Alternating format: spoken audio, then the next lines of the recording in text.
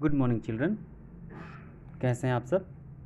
आशा करता हूँ सभी अपने माता पिता के साथ स्वस्थ और कुशल मंगल होंगे। आज हिंदी की इस कक्षा में हम व्याकरण की पुस्तिका से पत्र लेखन सीखेंगे।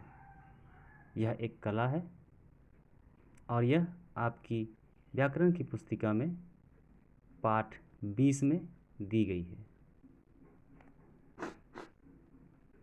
बच्चों, आप सबों से आग्रह है कि आप अपनी व्याकरण की पुस्तिका लें और पाठ 20 और पेज संख्या 117 को खोलें और जैसा बताया जा रहा है आप उसे सुनें। बच्चों, समाचार पत्रों में या हम समाचारों का आदान प्रदान करने के लिए पत्र का सहारा लेते हैं, अर्थात हम अपने विचारों का आदान प्रदान करने के लिए पत्र का सहारा लेते हैं। इन पत्रों में हम अपने विचारों व भावों को व्यवस्थित अर्थात अरेंज तरीके से व्यवस्थित करके शब्दों को पिरोते हैं। साथ ही जिन्हें पत्र लिखे जाते हैं उनकी समझ व जानकारी को ध्यान में रखते हैं, अर्थात हम जिनके पास पत्र लिखते हैं उनकी समझ और उनकी जानकारी को भी ध्यान में रखकर हम पत्र लिखते हैं। पत्र प्रभावशाली तभी होते हैं जब भाषा का लिखित रूप विचारों के आदान प्रदान में इतना सक्षम हो कि ऐसा प्रतीत हो जैसे पत्र लिखने वाला और पत्र प्राप्त करने वाला आमने सामने बैठकर बातें कर रहे हो।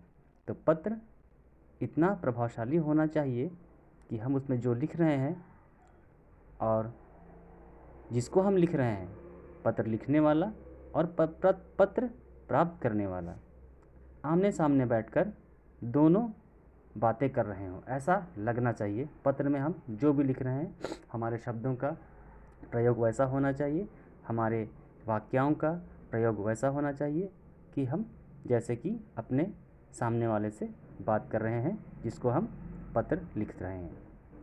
तो पत्र दो प्रकार के होते हैं, औपचारिक पत्र और अनौपचारिक पत्र। औपचारिक पत्र किसे कहते हैं?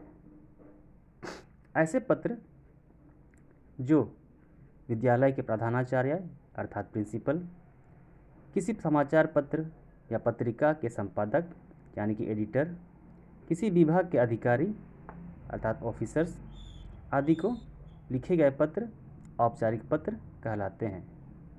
इस प्रकार के पत्रों की श्रेणी में अनुरोध पत्र अर्थात एप्लीकेशन, शिकायती पत्र कंप्लेन लेटर आदि आते हैं।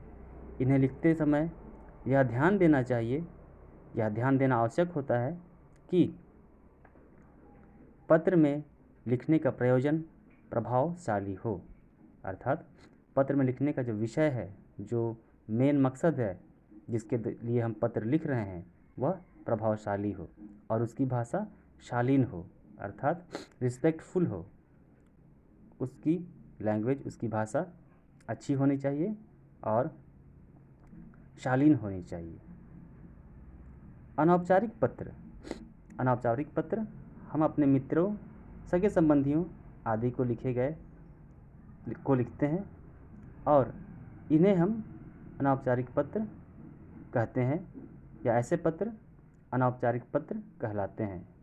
यह पत्र किसी विशेष प्रयोजन से भी लिखे जा सकते हैं या और सामान्य हालचाल पूछने या बताने के लिए भी लिखे जा सकते हैं। विशेष प्रयोजन अर्थात मान लिया कि आप कहीं घूमने गए हैं, शिमला, कुल्लू, मनाली, दार्जिलिंग, मुंबई, और वहाँ के बारे में आप कुछ बताना चाहते हैं तो वो हो गया विशेष प्रयोजन। या फिर आप किसी शादी ब्याह में गए हैं या किसी बर्थडे पार्टी के बारे में आपको बताना है अपने सगे संबंधियों की कि आपने कैसे मनाया, यह हो गया विशेष प्रयोजन। और सामान्य हालचाल पूछने के लिए तो सिंपल कि हम उनका हालचाल पूछते हैं और अपने बारे में भी बताते हैं। तो इस तरह के पत्र अनौपचारिक पत्र कहलाते हैं। आगे हम देखेंगे पत्र लेखन संबंधी महत्वपूर्ण बातें। तब तक आप एक बार औपचारिक पत्र, अनौपचारिक पत्र दोनों को पढ़कर समझिए और पत्र की परिभाषा, पत्र क्या है, उसको भी आप शुरू से एक बार पढ़िए।